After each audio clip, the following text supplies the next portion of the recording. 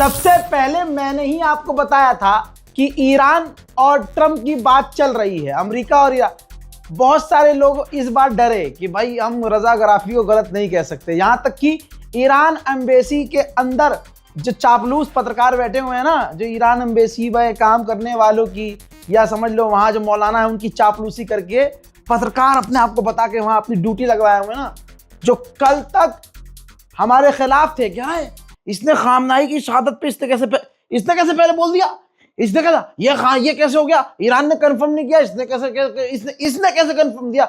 आगा इसने कैसे कंफर्म कर दिया, ये बात तो गलत है ना, ऐसे नहीं करना चाहिए था इसे। क्योंकि वो चाह रहा था कि भाई ईरान की एम्बेसी में काम कर रहा हूं मैं, इसी दम पर यहां पर चापलूसी करके और अम्बेसडर को, ईरान अम्बेसडर को ये प्रपोजल देकर कि मैं बहुत बड़ा पत्रकार हूं, मैं कौम मिल्लत के लिए काम करता हूं, समझ रहे हो। तो यहां वो अपॉर्चुनिटी मिली नहीं उसे कि भाई ये खबर वो बताए। ऐसे बहुत सारे लोगों को बुरा लगा, यार रजा गराफी ने ये पहले खबर क्यों दे दी, पहले खबर हमें देनी चाहिए थी यार। तो वो हसद, कहते ना हासिद लोग हैं, और ये अभी से नहीं झेल रहा हूं, मैं बहुत पहले से झेल रहा हूं। लेकिन दोस्तों, वक्त की मार, व तो इज्जो मंतशा व तो जिल्ल मंतशा, इज्जत और जिल्लत देने वाला अल्लाह है। तो दोस्तों, जो कल तक खिलाफ थे, अब चुपके हमारी ही रील देखकर, हमारी ही वीडियो देखकर, हमारा ही सोर्स कट करके वीडियो में अपनी चिपका के बयान दे रहे हैं, वीडियो बना रहे हैं। अल्लाह तुम्हारा भला करे, यही तुम्हारी औकात है। मेरे दोस्तों, जैसा मैंने कहा था कि भाई बातचीत चल रही है, ईरान ने खुद कहा है अब कि हमारी 2 शर्तें नहीं मान रहा है अमेरिका। तो अगर बातचीत नहीं चल रही है तो ईरान फिर ये बताए कि भाई आप ये कैसे कह रहे हैं 2 शर्तें नहीं मान रहा है अमेरिका। भाई पूरी तरह से ईरान ने पीस दिया है डोनाल्ड ट्रंप को। बात चल रही है, और जैसा मैंने 3 वीडियो से पहले शुरू में ही कह दिया था, बल्कि दिन में ही कह दिया था कि ईरान तभी एक्सेप्ट करेगा दुनिया के सामने कि यहां बातचीत चल रही है जब ईरान की वो सारी शर्तें माने। अब देखिए ईरान ने क्या कहा है कि अमेरिका का कोई हक नहीं है हमारे सामने शर्त रखने का। अमेरिका की अब कोई वैल्यू नहीं है कि आकर हमारे सामने शर्त रखे। और ईरान ने कहा कि हमारी 2 शर्तें नहीं मान रहा है। पहली शर्त ये कि हमें वो मुआवजा दे, दूसरी शर्त ये कि हमने उससे कहा है कि एक्सेप्ट करे कि उसने आतंकी हमला किया है, उसने अग्रेशन किया है, उसने गलत किया है। ईरान ये भी कंफर्म कर रहा है, उसकी बातों से ये फील हो रहा है कि अमेरिका सारी बातें ईरान की मान रहा है, बस 2 बातें नहीं मान रहा है। कुछ बातें ईरान ने भी अमेरिका की मानी होगी। जो पहले से ईरान कहता है कि परमाणु नहीं बनाएंगे, ईरान ने कह दिया होगा परमाणु नहीं बनाएंगे। लेकिन जो 2 बात अटकी है वो यही कि ईरान कह रहा है कि तुम हमें नुकसान की भरपाई करो, जो ट्रंप नहीं मान रहा है, और ईरान कह रहा है मानो तुम अपनी गलती कि तुमने अग्रेशन किया है, तुमने हमला किया है, तुमने गलत किया है। ठीक, अब आते हैं नेतन्याहू की तरफ कि नेतन्याहू के खैमे में क्या चल रहा है। इजरायली खैमे नेतन्याहू के बंकर में आग लगी हुई है। भाई साहब, भड़का हुआ है नेतन्याहू। किस पे? मूसाद पे। कह रहा है नेतन्याहू मूसाद से, तुमने तो कहा था रिजीम गिरा देंगे, तुमने तो कहा था कुछ ही दिन में रिजीम हट जाएगी, खत्म हो जाएगी, तुम कंट्रोल कर लोगे, तुम ईरान में रहकर बवाल कर दोगे, तुम सरकारी पलट दोगे। ये क्या हो गया, क्या हो गया? ये नेतन्याहू बुरी तरह से मूसाद से भिड़ा हुआ है। ट्रंप ने कहा, ये रही ट्रंप की वीडियो जिसमें उसने फिर से कंफर्म किया कि हमारी 1 रात पहले से बातचीत हो रही है, और काफी अच्छी बातचीत हुई है, और काफी प्रोग्रेसिव बात है। ईरान अब हमें धमका नहीं रहा। अब यहां रोक देना चाहता हूं आपको। जी हां, ईरान धमका नहीं रहा, सीधा पेल रहा है। अभी भी जहां ट्रंप ये बातें कर रहा है ना, आइए फिर सबूत दिखाते हैं। इराक में अमेरिकी बेस पर हमला।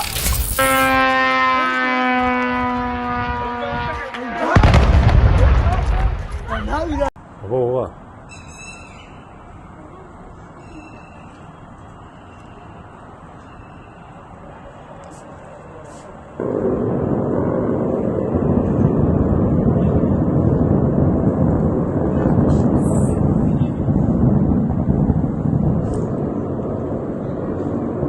an itibariyle havalimanından insansız hava araçlarına ateş açılıyor.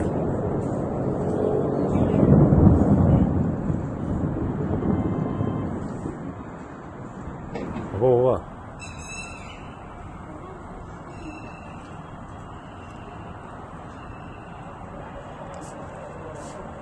देख लिया, डोनाल्ड ट्रंप ने कहा कि ईरान धमकी नहीं दे रहा है। हाँ, धमकी नहीं दे रहा है, बजा रहा है, पीट रहा है अभी भी, समझे।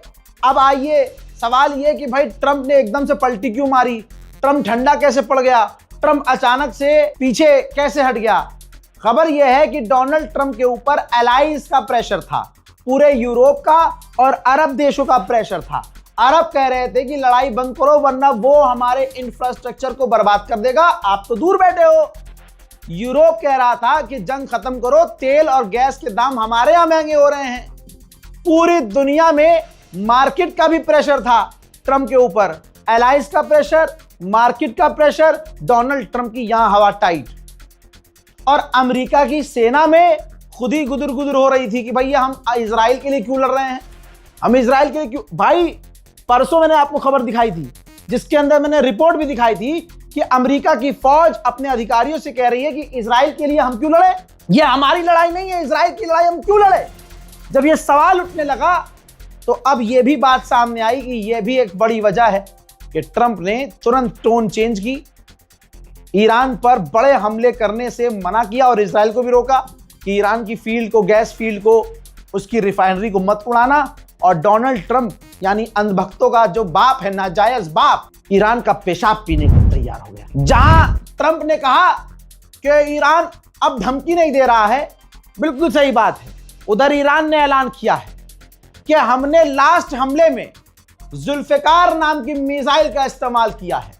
अल्लाह अकबर, मैंने क्या कहा था, हैदर के लाल कैसे लड़ते हैं, और अगर हैदर के लाल लड़ रहे हो तो उनके हाथ में जुल्फिकार ना हो, ऐसा कैसे हो सकता है मुन्ना भैया। जिस मिसाइल को दागा, जिस मिसाइल ने इजराइल और अमेरिका के बेस के ऊपर कच्चे उड़ा दिए, उस मिसाइल का नाम जुल्फिकार है। यहां तक कि मामला इतना गंभीर है कि नेतन्याहू को अमेरिका का वाइस प्रेसिडेंट फोन करके बताने वाला है कि ईरान को, तुम्हारे बाप को हम मनाने की कोशिश कर रहे हैं और फिलहाल अभी ईरान से ये बात हुई है। अब देखो, ये वीडियो अपलोड होने तक अमेरिका और इजराइल पिछले कई दिनों से कोशिश कर रहे हैं जीत का ऐलान कर दें, वो कुछ भी कहेंगे। मीडिया के आगे आकर वो शेर बन रहे हैं, पब्लिक प्लेस में आकर वो शेर बन रहे हैं, मीडिया के सामने बयान दे रहे हैं कि बस अमेरिका के स्टेटमेंट ऐसे होंगे। लेकिन मैं अंदर खाने की आपको तमाम बात बता रहा हूं, इसको याद रखिएगा। जैसे ही ट्रंप ने वो ट्वीट किया था कि मैंने ईरान पर हमला करने से मना कर दिया है कि बड़े हमले ना करना, तुरंत तेल के दाम घटे थे, मैंने दिखाया था।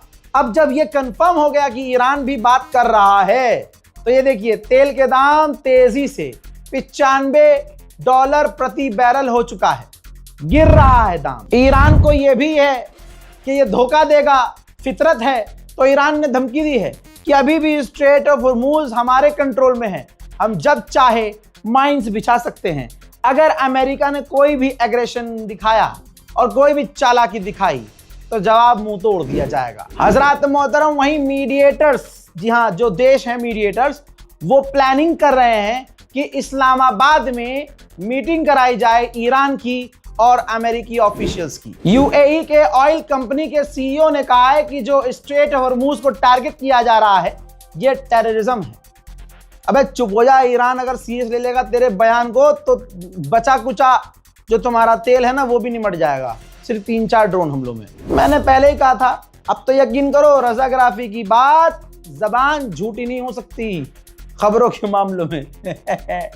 दोस्तों, कहा था ना पाकिस्तान इसमें इन्वॉल्व है।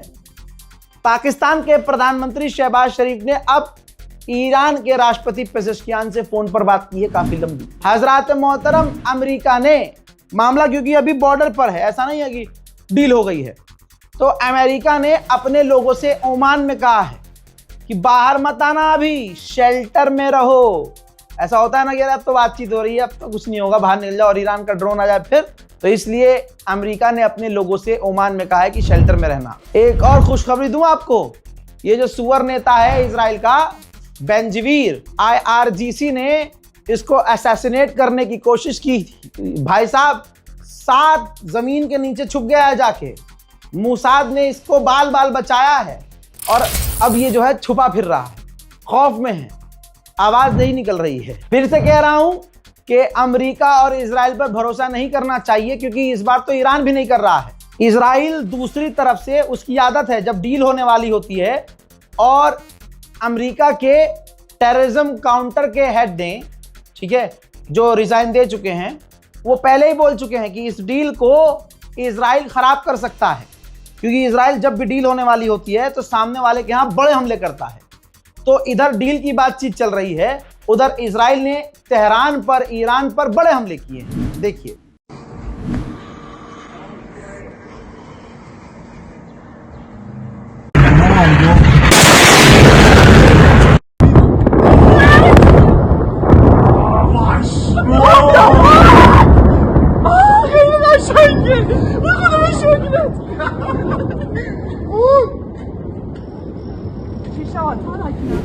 अब इन हमलों में बहुत लोगों की मौत हुई है।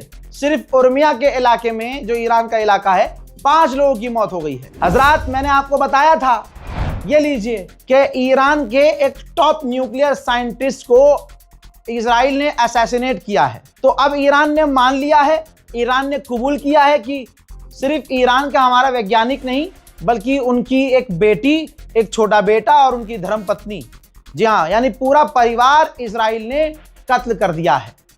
यहां पर तो ईरान को डील करनी ही नहीं चाहिए।